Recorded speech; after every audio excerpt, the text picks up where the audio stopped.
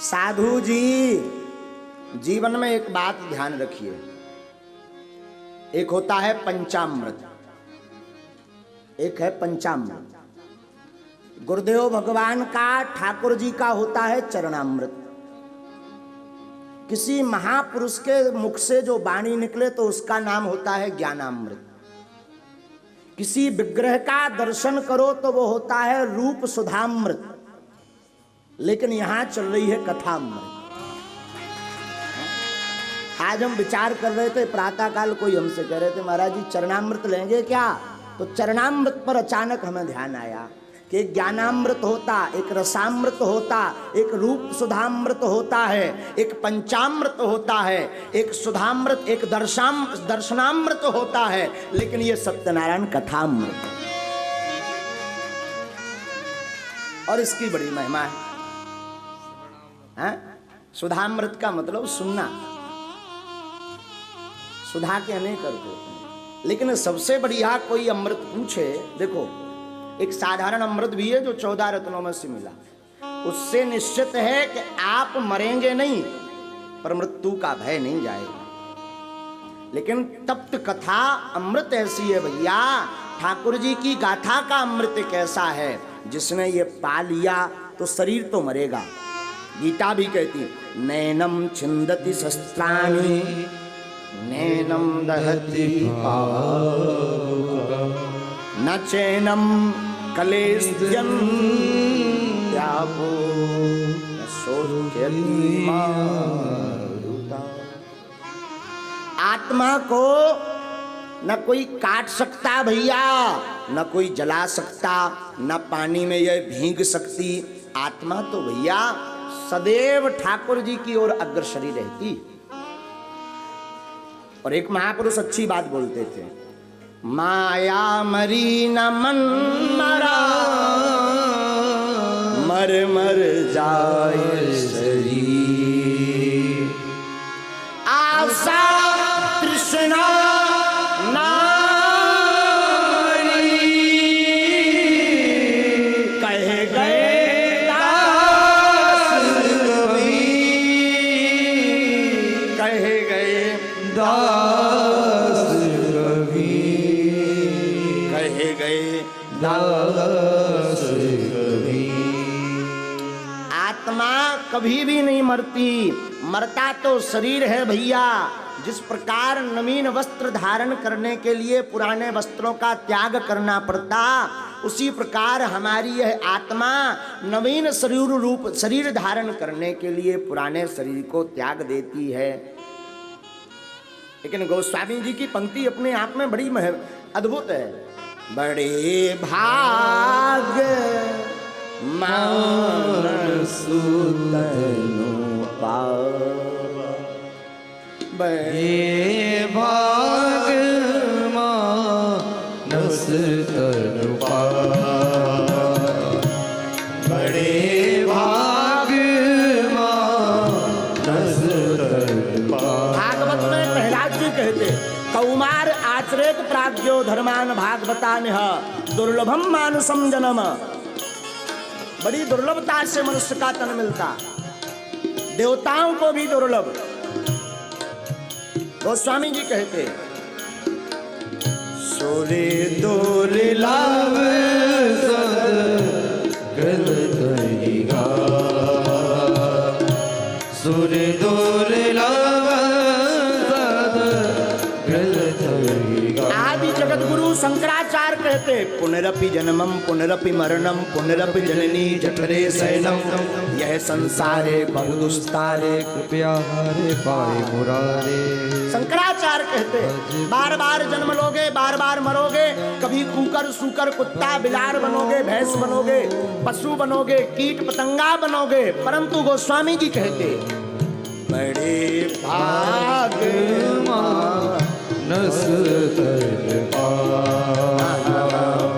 बड़े भाग मानस तनु पावा।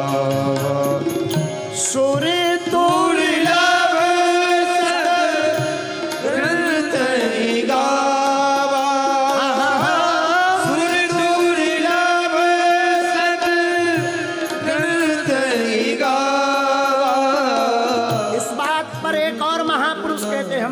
आपको कथामृत की बात बता रहे थे, जरा नोट करिए साधु जी।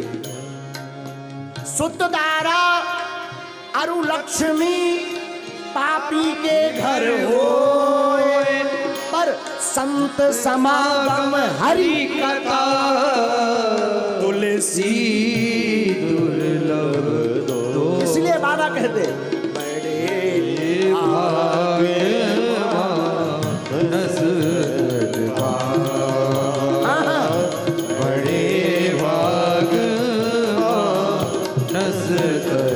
एक पंक्ति और महापुरुष कहते, क्षण भंगुर जीवन की कलिका, कल प्रात को जाने खिली न खिली, मलयाचल की सुत शीतल मन, सुगंध समीर मिली न मिली। कलिकाल कुठार लिए फिरता, तन नम्र से चोट झिली न झिली।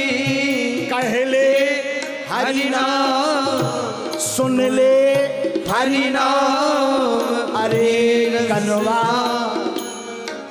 बाबा कहते कहले हरि नाम अरे कनवा, फिर अंत समय मेली रसना कहले हरि नाम हरि रसना, अंत समय वापस आइए।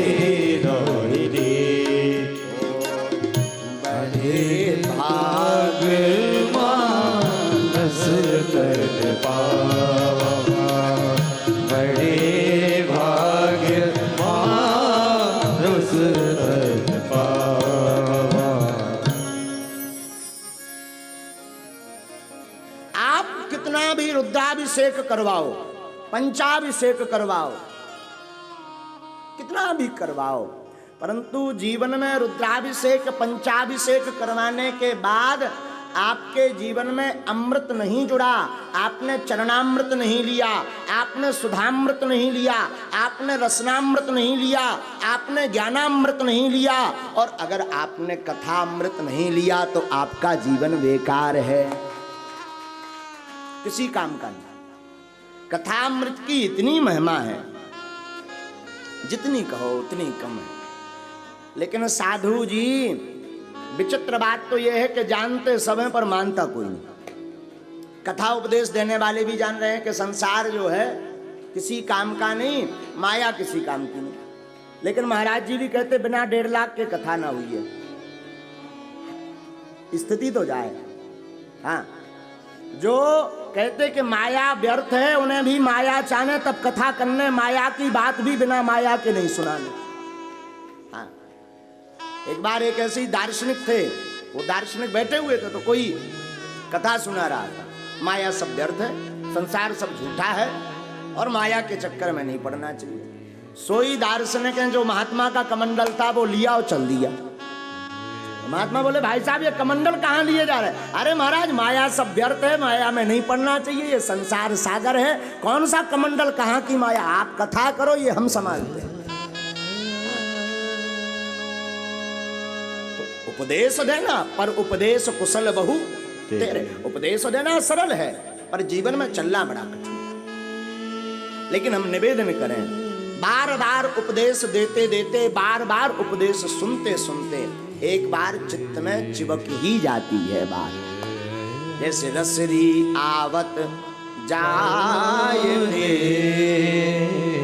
सिल पर परत निशान। जैसे बार बार रस्सी कुआं की पाट पर चलती है तो निशान बन जाते साधु जी, उसी प्रकार बार बार कथा सुनने से, बार बार कथा कहने से, बार बार चरित्र पढ़ने से, बार बार चरित्र के चित्र का ध्यान करने से गोविंद चित्त में चिपक ही जाते हैं। बार बार कहो, इसलिए तो बार बार कहो, एक बार नहीं हर बार। कई लोग पूछते महाराज इतनी बार राम राम की क्या जो, एक बार कथा सुन ली हो गया। आप कहते कथा सुन लो तर जाओगे, बार बार क्या जरूरत है? बार बार भोजन क्यों करते हैं? भोजन से जिस प्रकार शरीर पुष्ट होता है, भजन से आत्मा तुष्ट होती है।